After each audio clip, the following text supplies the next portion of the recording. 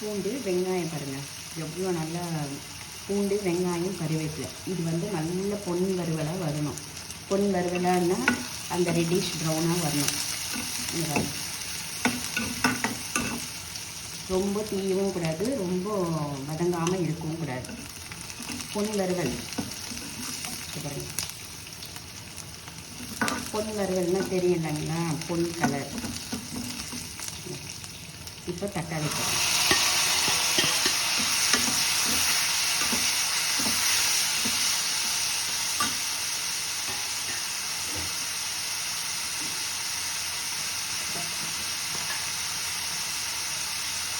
கொஞ்சம் லைட்டாக உப்பு, ஏன்னா நான் அந்த மசாலா தடவிருக்கேன். இதுவும் லைட்டாக போடணும். அதுக்கப்புறம் பெருங்காயம்.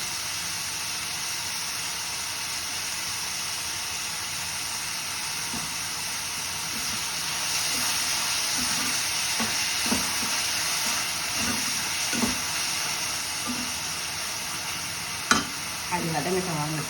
இப்போ இது பாருங்கள், கத்திரிக்காயில் மசாலா தடவி வச்சுருக்கேன்.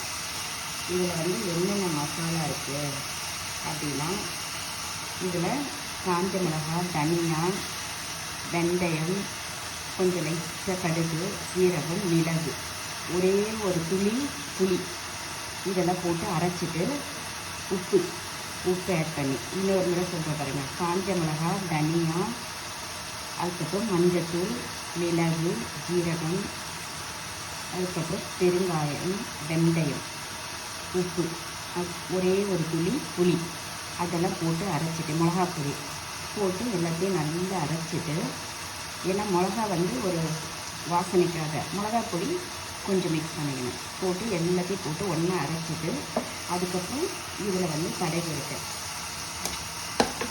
இப்போ ஒவ்வொன்றா இது வந்து பெரிய கத்திரிக்காய், அதனால நான் பாதி கறியாக கட் பண்ணியிருக்கேன்.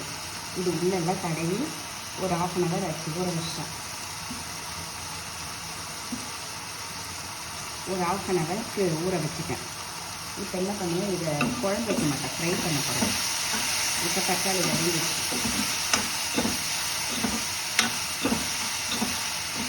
தக்காளி வதங்கிட்டு கத்திரிக்காய் போடுறேன். இதுக்கு வந்து நீங்கள் இனிமேல் எதுவும் ஆட் பண்ண வேணாம், எல்லா இடத்துலையே இருக்குது.